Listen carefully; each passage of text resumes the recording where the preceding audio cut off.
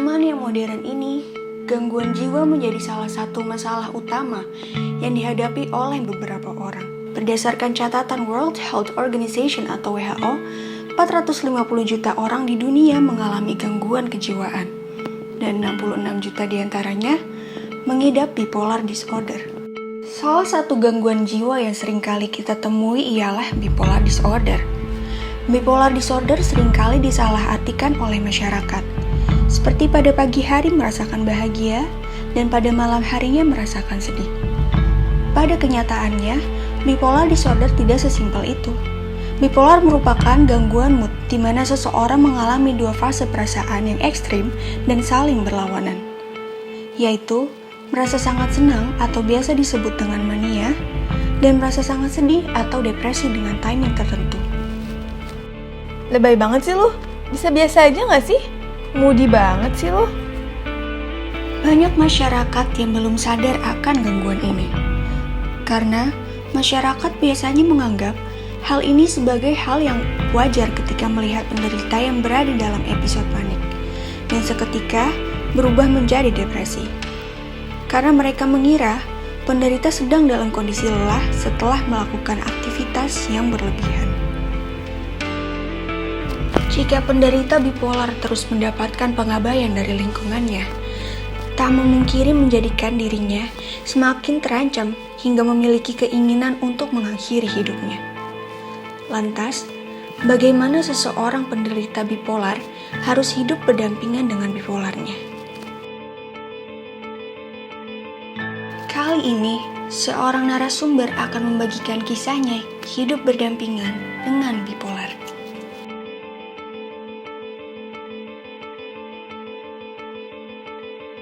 Jadi menurut aku bipolar disorder itu salah satu jenis penyakit mental yang mempengaruhi mood dan aktivitas seseorang karena adanya perubahan mood yang ekstrim dan terjadi menjadi dua fase.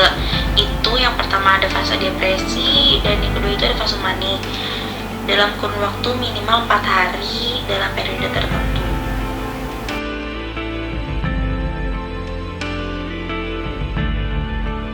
Jadi awal aku ngerasa aku harus periksain mental aku ke profesional adalah di saat waktu itu aku punya masalah sama pasangan aku.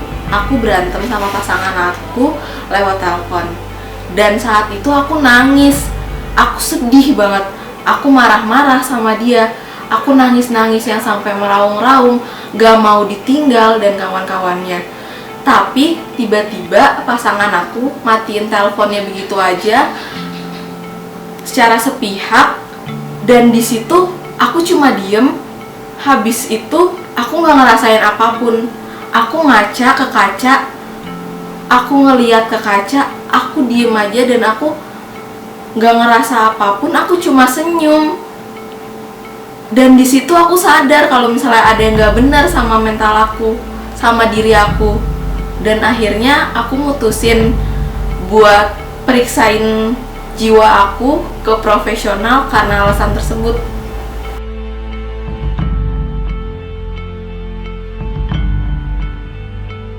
Perasaan aku pas pertama kali aku tahu kalau aku bipolar, di situ tuh aku kaget, aku bingung, aku ngerasa kayak, hah, masa iya sih?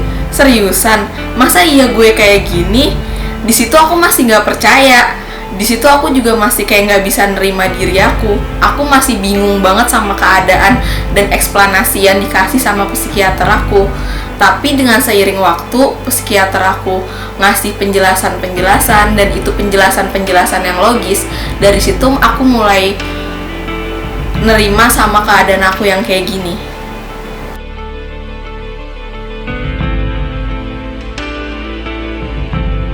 Di saat aku masuk ke fase depresi, di situ tuh aku ngerasa kalau diri aku tuh negatif banget. Aku ngerasa capek banget secara mental maupun secara fisik. Aku juga ngerasa aku gak mau kemana-mana. Aku cuma pengen tiduran di kasur. Aku ngejauhin semua orang-orang di sekitar aku karena aku ngerasa gak pantas buat berada di sekitar mereka. Aku juga berusaha buat nyakitin diri aku sendiri, apapun caranya. Aku ngerasa kalau aku gak pantas aja ada di dunia. Aku cuma bisa nangis. overthinking, dan di situ rasanya capek banget.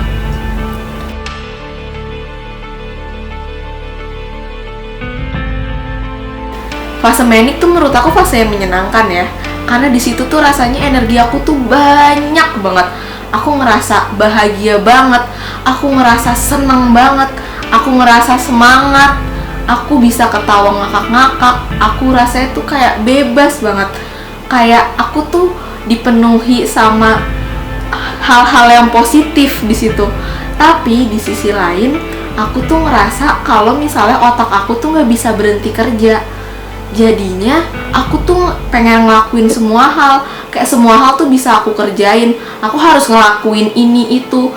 Energi aku nggak habis-habis, dan efeknya karena otak aku nggak bisa berhenti kerja, aku jadi susah tidur, dan akhirnya aku bisa nggak tidur berhari-hari karena energi aku masih terlalu banyak.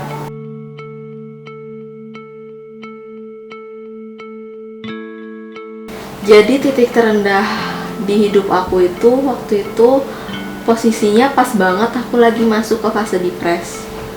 Dan saat itu juga tanpa alasan tiba-tiba aku dapat masalah baru.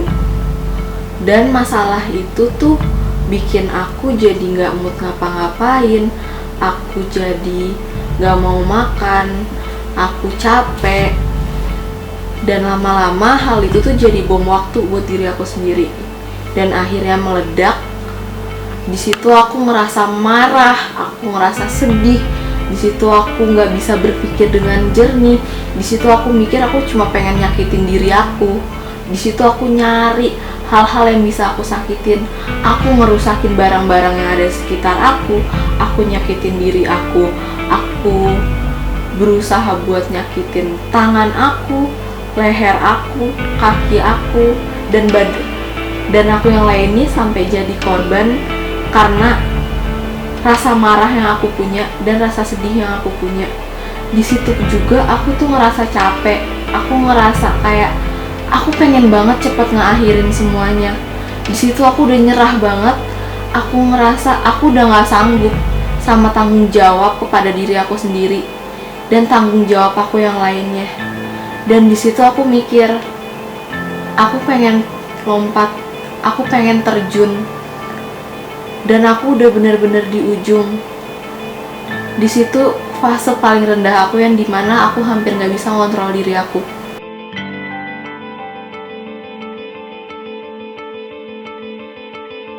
Kalau boleh jujur, sampai saat ini aku masih belum bisa buat berdamai sama diri aku sendiri, dengan masa lalu yang aku miliki, sama penyakit mental yang sekarang masih aku alamin.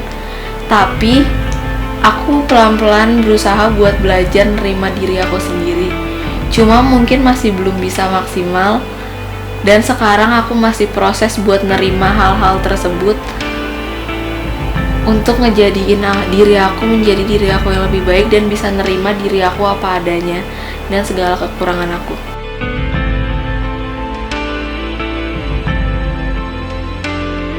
Stigma-stigma yang aku dapetin dari orang-orang di sekitar aku tuh sebenarnya yang aku lihat, mereka tuh sebenarnya masih bingung apa sih mental illness itu, atau khususnya apa sih bipolar disorder itu.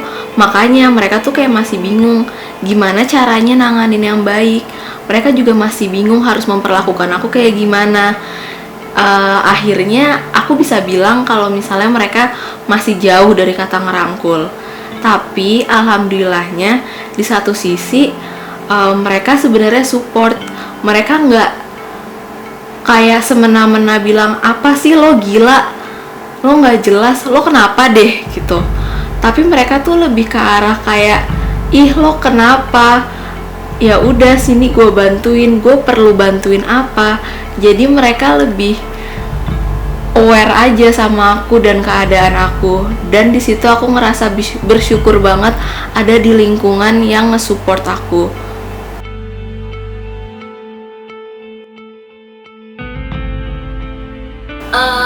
Harapan aku sih semoga dengan adanya cerita dari aku dan menjadi sebuah fakta bahwa adanya mental illness itu nyata. Jadi aku berharap banget kalau misalnya orang-orang di luar sana tuh lebih aware tentang mental illness, kayak lebih memahami mental illness itu seperti apa, betapa buruknya, betapa parahnya, betapa pentingnya, dan bagaimana sih kita harus menghadapi orang-orang yang memiliki mental illness, bagaimana kita harus mendukung orang-orang memiliki mental illness, bagaimana kita untuk tidak menjudge orang yang memiliki mental illness, bukan kita yang malah menjatuhkan, menjauhkan, mengatai, ya membuli orang tersebut, bukan yang kayak menggampangkan penyakit yang dimiliki sama orang tersebut gitu. Lebih menghargai aja sih. Dan juga selain kita harus menghargai orang lain, jangan lupa untuk menghargai diri sendiri dan tahu kalau misalnya diri sendiri itu worth it. Selain itu juga di saat memang kita ngerasa kayak ada yang gak beres dalam diri kita, mungkin alangkah baiknya kita untuk langsung konsultasi kepada ahlinya, bisa psikolog, bisa psikiater. Itu sih pentingnya. Dan bisa nelpon 119 juga, di situ ada sesi psikolog gratis. Kita harus aware sih sama mental health yang harus dijaga untuk generasi-generasi sekarang. Dan semuanya pokoknya harus tetap semangat. Mau yang punya mental illness, mari kita berjuang untuk menyembuhkan diri masing-masing. Thank you. Gangguan bipolar dan kesehatan mental lainnya sama pentingnya dengan gangguan kesehatan fisik lainnya. Oleh karena itu, bipolar tidak dapat hilang dengan sendirinya, sehingga dibutuhkan penanganan dokter dan para ahli agar kita mendapatkan penanganan yang tepat. Tidak perlu merasa sendirian. Banyak di antara kalian mungkin merasakan hal yang sama dan tetap bisa menjalankan hidup dengan baik dengan dukungan dari orang di sekitar.